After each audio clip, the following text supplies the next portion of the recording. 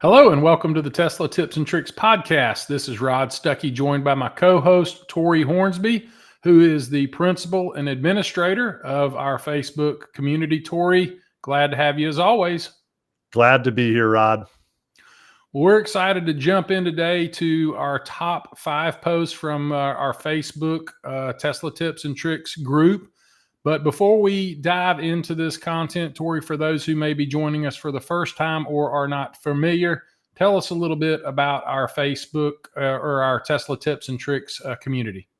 Yeah, the T3 community, as I like to call it, is the largest Tesla tips oriented community in the world. Specifically, our Facebook group does have over 277,000 members, and we're well beyond that in terms of our total community. But our goal here is to provide valuable tips, insights, real world hacks for current and prospective Tesla owners. That's one of the things I do like about our community is that we have a lot of members who are interested in purchasing a new or used Tesla, and they just want to learn more before we do. We also provide up-to-date news for Tesla members and as well as member deals. So we're always looking to provide additional value. We also take our moderation responsibilities very seriously, and we fight hard to remove spammers, inappropriate content, and we just want to be sure that we're having a polite, courteous, and fun community for Tesla enthusiasts. And with 277,000 members, that is easier said than done because it is 24/7, 365 days a year. We are open for business. So that's a lot of fun. Well, without further ado, let's jump into some of the top posts from this past week. We had Katie have a question or concern about the possibility of purchasing a Tesla with 50,000 miles on a story. How many comments and engagements did this post have? Yeah, so this had 60 interactions and 196 comments on this one. And Katie is looking at getting her first Tesla. As I just mentioned, this happens a lot. And she's trying to figure out if it's worth it to get one that has 50,000 miles on it, as she has heard that the batteries last about 100,000 miles, but she's curious if that's just a rumor. And I'm glad that her Spidey senses were tingling, and that's why she's wondering if it's a rumor, because it is just a rumor. In fact, one of the very first comments that I see down here by Jeremy is that the warranty is 120,000 miles on a Model Y and a Model 3. And on a Model S and Model X, it's 150,000 miles. So obviously Tesla is not going to give a 120,000 mile warranty or 150,000 mile warranty on something that only lasts 100,000 miles. So and that's what, eight years or 120,000 miles. Is that right? Whichever comes first. Yeah. 8 years, 120 or 150,000 miles for both. Okay. And then Jerry says, according to the data from millions of Teslas, batteries on models Y and 3 are expected to last between 200 to 300,000 miles. This is an important thing that a lot of people don't understand, is that generally batteries degrade up front within that first 6 months, maybe within the first 50,000 miles, as he says here. They degrade at a more rapid pace. Then after that, it tends to settle down. So that's why you can get a brand new battery, you can get a brand new Tesla, and after just a few thousand miles, you're like, man, my range has gone down. And it'll do that. At first, it's bigger degradation, and then later it slows down, of course, and normalizes. But that's what a lot of these comments say is just that, I've got a 2018 Model 3, bought it 2.5 years ago with 80,000 miles on it. I have 160,000 miles on it now, only had to put tires and wipers on it. And then tons of people who were saying, I bought a 2015 with 100,000 miles on it, haven't had any issues. I bought mine with 150,000 miles on it, no issues a year later. So, and then, the Andrew says, who told you 100,000 miles? Don't listen to that person. I thought that was kind of funny, but that's the general, consensus for this post is obviously buying a car with 50,000 miles or even 100,000 miles on it, a Tesla, no big deal. It's interesting that, someone told her that magic 100,000 mile number, which coincidentally, going back to ICE vehicles as far back, and I'm, dating myself a little bit, but even back into the 80s, it was kind of thought that, an ICE vehicle was good through 100,000 miles. That's all you got. The 100,000 miles, you needed to get your engine rebuilt, And to put that into perspective, under that analysis, the factory warranty typically with legacy automotive manufacturers was 3 years and 36,000 miles. Right. So it was 3 years, 36,000 miles, and then you needed to get your engine rebuilt at 100,000 miles. Well, do that math at 8 years and 120,000 miles, and what's the likely projected longevity of a Tesla? And I think that speaks a lot. So, and just one little note here for those who are thinking, well, Tesla knows that they only last 100,000 miles, and so that's why they only last 150,000 miles. That's why they put 120 and 150,000 mile warranty on it. Well, I would argue, well, then does General Motors know that a Chevy motor only lasts 50,000 miles? Because that's the warranty on a Chevy or a Ford. Yeah. So that's not the case. No automotive manufacturer wants.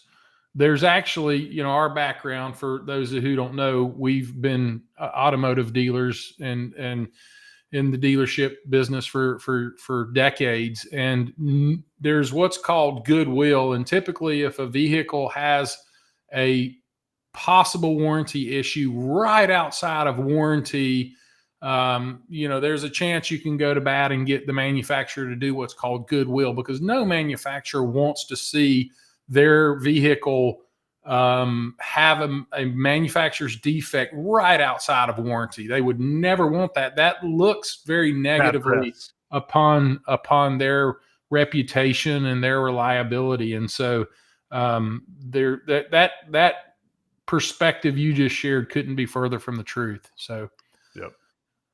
Number 4 post is by Stephanie, who's asking about doors locking. We see these posts fairly often, automatically when you get into the car, and it's amazing how many comments on this post about the whole door locking situation. Yeah, 220 comments on this, and wow. And I certainly understand why she would want this to happen. She says, "How can I get my doors to lock automatically when I get into my car?"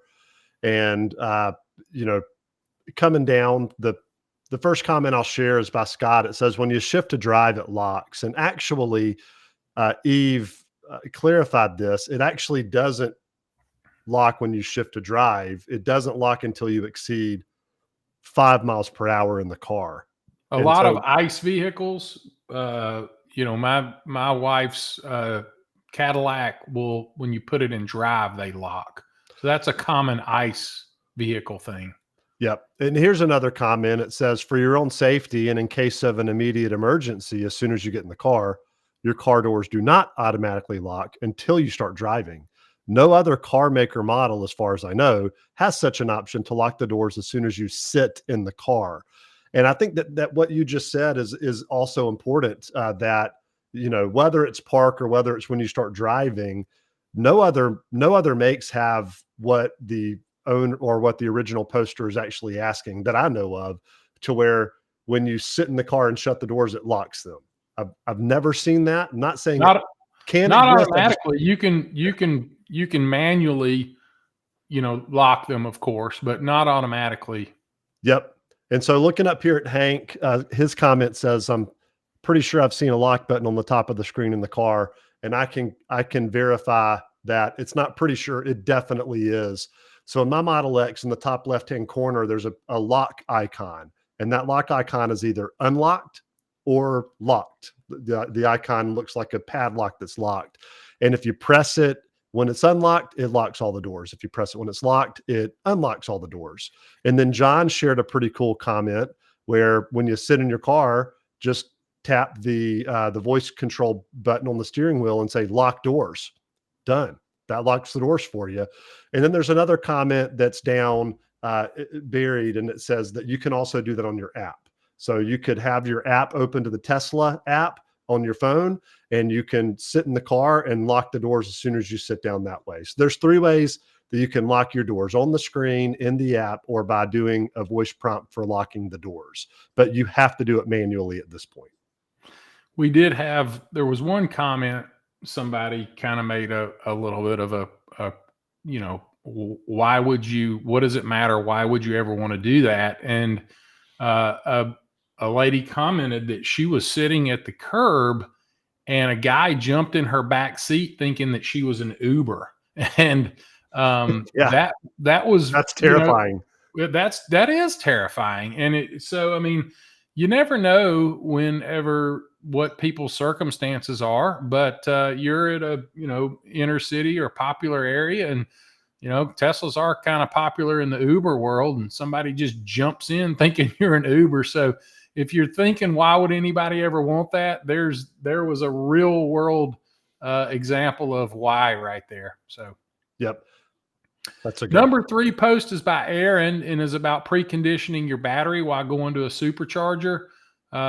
This ever the controversial topic on preconditioning. And Tori, before we jump into this, will you just take our listeners through real quick what is preconditioning your battery, kind of the definition and purpose? Yeah, there's a lot of confusion on this because in the app you can set preconditioning for cabin. So you can say set the temperature of my interior of my car, climate control to 70 degrees. And that technically isn't just preconditioning the battery. Although if it's, if it's 20 degrees outside and you precondition your cabin to be at 70, it is warming up the battery and it is helping, but that's not exactly what it's doing there. So you can precondition the cabin, which will help with this, but primarily what Aaron, or as Key and Peele would say, is Aaron. What Aaron is saying here is that whenever you're navigating to a supercharger, it is conditioning the battery, adding heat, making it optimized to receive a supercharge. So supercharge can come in at 250 kilowatts per hour. In a Cybertruck now, that's up to 350 kilowatts that it can be charged at. And so you want your battery to be prepared to handle that amount of electricity coming into it. So when you navigate to a supercharger, it can preconditions the battery to be charged by a supercharger. And so just reading Aaron's question here, his gripe is that the preheat, he says, is annoying and usually, frankly, pointless. It's going to take more than 1 minute just to recharge the range that I've lost in this picture. And so when I look at his picture, it says, here's his tip. It says navigating to a supercharger. If you do it on the navigation, so if you let the car know that you're navigating to a supercharger, it'll save you 1 minute of charging time due to battery preconditioning, which has consumed 5.7% of this trip so far. And so what he's saying is if my preconditioning has consumed over 5% of my battery, that's way more than the 1 minute of savings. 1 minute of, yeah. I'm going to save 1 minute of charging, but it used 5%. Like that, the offset doesn't happen there. Doesn't make sense. The math doesn't math. Right. And so when you come down and look at the comments here, it says that it exists for many reasons. This is Lars. Says it exists for many reasons. I trust Tesla on this over anyone, really. So what he's saying here is, instead of listening to what other people are saying on this, then you really shouldn't. You should trust what Tesla says. Tony says, well, hold on. It doesn't just speed up the rate of charge. It also protects the battery by putting it in the optimum condition to receive the fast charge. And that's what you see a lot of other people say. And according to Engineering Explained, which is a company that focuses on this kind of stuff, preconditioning lessens battery degradation. Whether it's meaningful or to what extent, I don't know. But I do think that it's in your best interest to let Tesla handle it. And as Donna says here, she says, I was on an 8-hour trip recently in Mississippi. It's a long stretch without superchargers. I was at 18% when it began preconditioning. And she was FSD driving to a supercharger and she arrived with 7%. She says, I used to have range anxiety, but after 3 years with my Model Y, I just trust it. And hold on, let me see more here. It knows what it needs. Preconditioning does use energy, but it protects your battery. Always precondition. So that's a good tip there, is just let the Tesla engineers control what is best for your battery instead of trying to outthink them. Yeah, I think for me, that preconditioning is the word that kind of comes to mind is optimization and Right. longevity.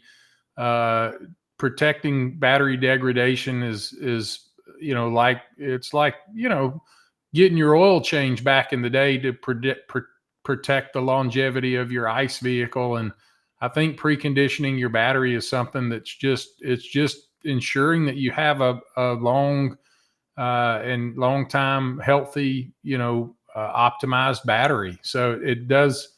I think there's more to it than just the speed of which you can receive a supercharge to get back on your way. So agreed. Moving on, number 2 post from Johan, who is asking about reducing battery usage while parked at an airport. Big concern from people, if you're going to leave your car at the airport for 5 days, and how much battery consumption are you going to lose so that you don't get back from your trip and find yourself, with too little of range to make it home. So take us through the details on this one, Tori. Yeah. So Johan says, parked my car at the airport at 53%. 3.5 days later, I picked up the car at 28%. What settings do I need to change to avoid such a drop?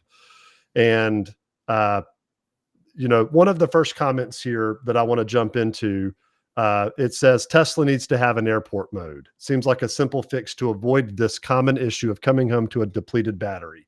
But as we're going to jump into the details here, I think that you'll begin to understand why Tesla can't automatically know exactly what settings you would want changed, including, if I come down here, this is probably one of the best posts by Shyam.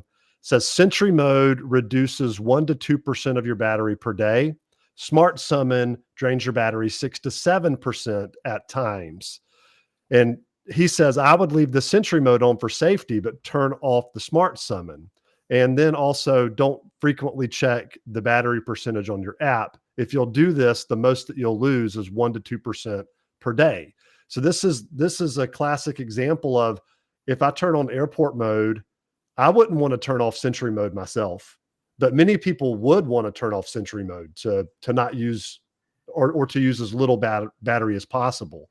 So there's no way Tesla engineers could know exactly what you want to do. But the fact is that they've empowered you to do this.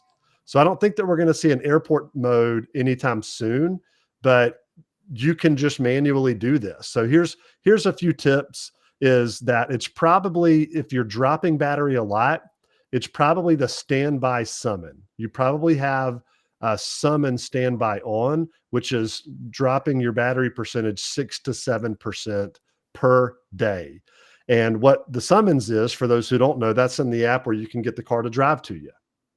And so even if you don't have the full ASS, the full auto summons, you can still have summon standby so that your car can move backwards and forwards and still navigate to you in many of the apps and different models. So turn that off.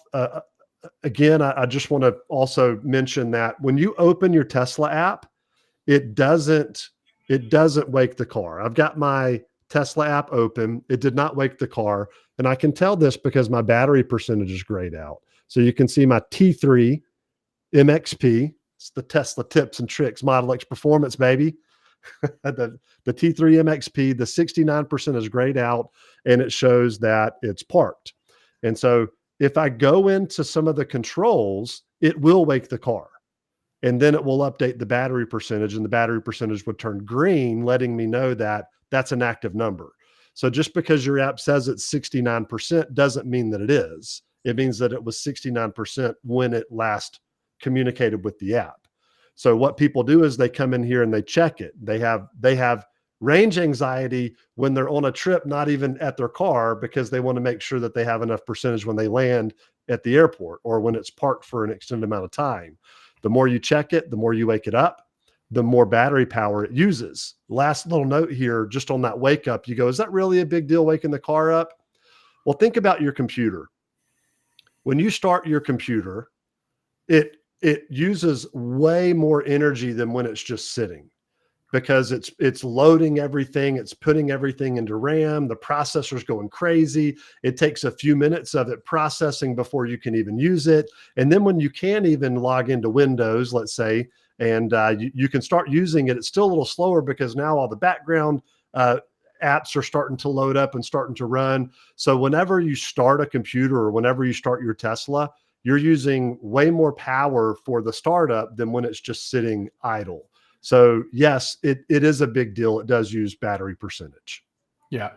And take us through that one nugget again, Tori, where you said how you can put it in check energy, put it in park, and see exactly where you are, how you're using energy. Yeah. So that was a great comment here. Let me find it here. It says, I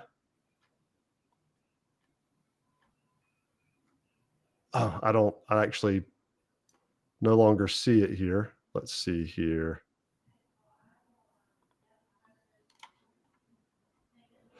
Yeah. So if you go into,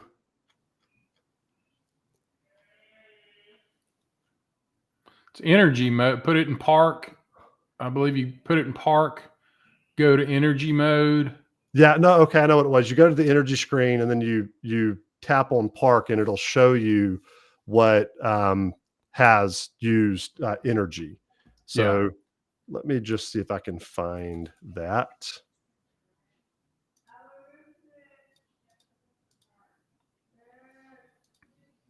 Here it is. Ryan says, go into your energy tab and select park. It will tell you what's using power. So I'm glad you mentioned that, Rod. Sorry for the gap there, but that's a big one there. And then you know. So Right. that actually brings Yeah. I one mean, more because thought here. I'm using all that energy for summon mode. I'm not going to use summons at the airport. I mean, the airport's crazy enough as it is. I'm not doing that. So I don't want to use 5%, 6% battery for a feature that I have no, there's no way I'm going to use. But hey, we fly out of the Atlanta airport a lot, and I want my Sentry mode at the Atlanta airport because there's a lot of cars stolen from there. You do, yeah. And the thought that I had here, the last one is, if you're using a recurrent app, Teslafy, these apps, when they're connecting and checking battery percentage and whatnot, they're opening the computer. They're starting the computer to get that detail. So you can deactivate those apps or pause them, turn them off for long trips that you're going to be on. And that could be where more energy is being used. Last little tip here, if you're going to be on an extended trip, try to park under cover.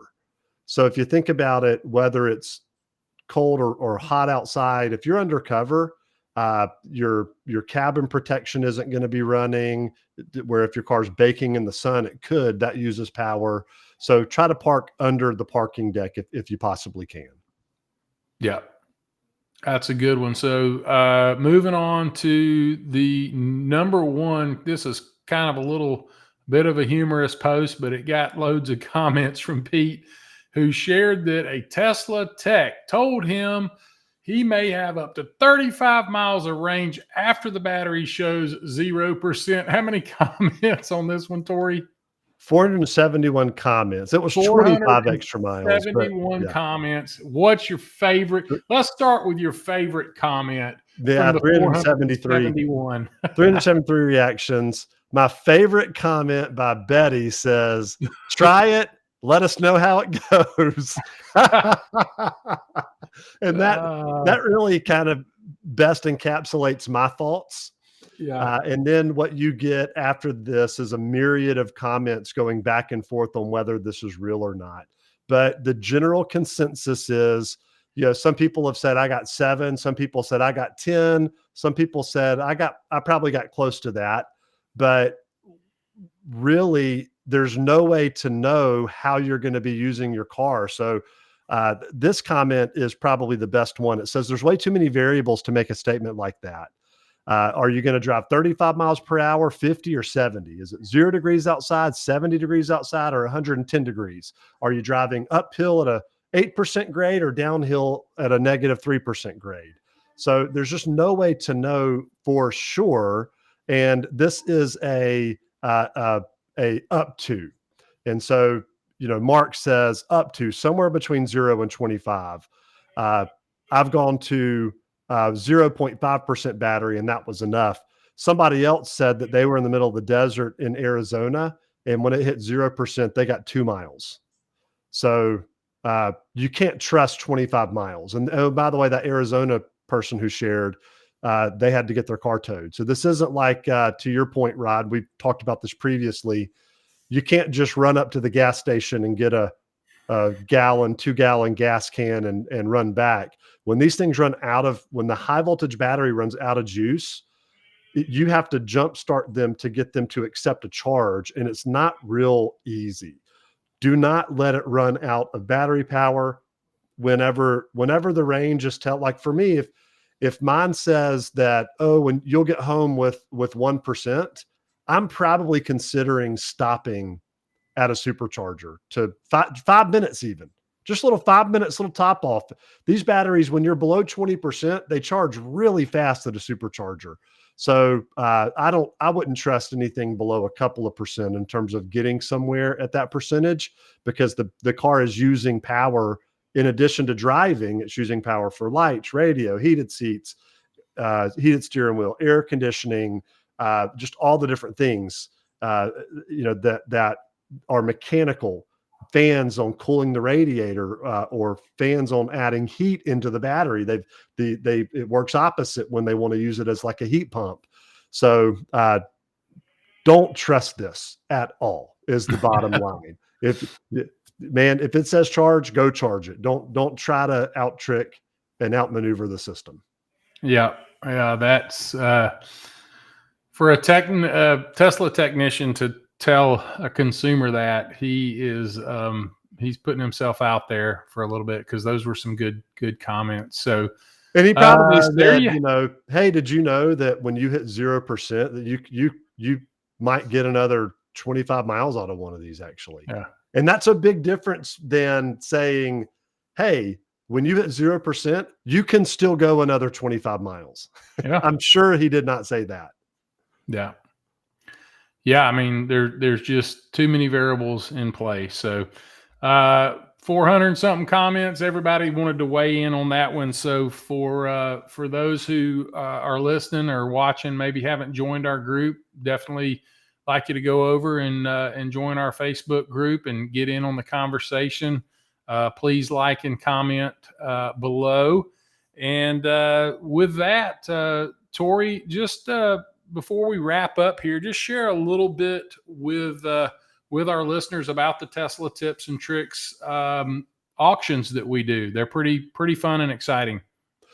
Yeah, this is a big deal for members. And again, part of our strategy and Tesla tips, tricks, news, and member deals. And part of the member deals that our members can receive is listing their car on a T3 auction, Tesla tips and tricks auction, for free. You can list your car for free, and we can help align a professional photo shoot. We can get an inspection lined up for you, but it's free to list, and we'll write out a value building description, and we'll advertise it nationwide to Tesla enthusiasts. And on the buying side, this is a way that both members are going to benefit. You can stop dealing with all the Facebook marketplace hassles that you get, or even some of the dealership hassles that people don't like to deal with. You can find a great car that you've got all of the high def photos that exactly what you're going to get. We ensure a safe and secure transaction as a dealer, we have our dealer license, and so we're going to ensure that that deal is handled appropriately. We can even help to arrange driveway to driveway, door to door shipping. So we can make this like a Carvana experience with without the premium on the price that you see with Carvana. So both parties can get a fair deal. That's what we're all about, is fair market value. And so whether you're buying or whether you're selling, this is a win-win for our members. Yeah, we also we facilitate the appraisal process. So we help, as a seller, we'll help you appraise your car. We have some really slick technology that allows us to go through and let you know, as Tori said, fair market value. We negotiate a reserve price, so that protects the seller to know that, your car is not going to sell for, some obscene price that you're held accountable for. And it also lets the buyers know that, you're not going to overpay by something crazy, because we've been involved in the appraisal process, and our goal is to create a really a fun and exciting win-win transaction for both parties that's safe and secure and convenient. And that's our job, is to facilitate that. And that's what makes the Tesla Tips and Tricks auction so much fun. So if you've never got in there, jump in there. One of the things we love our community to do is help vet and comment. So it's kind of like Facebook. When you're in there, you click on a live auction, and there's comments, and you can make comments and answer questions and really contribute to the fun of the auction. So it's really exciting. If you've never been in there, we encourage you to go to our website, Tesla Tips and Tricks, and give it a test drive. It's a lot of fun. And if you haven't yet, be sure to like and subscribe to our YouTube channel if you're watching this on YouTube, or subscribe to our podcasts or our Facebook channel, wherever you're watching this, to see new and up-to-date content on Tesla tips and tricks in the future. That's right. So with that, we'll wrap up. Tori, a good time as always, and we'll see everybody on the next episode.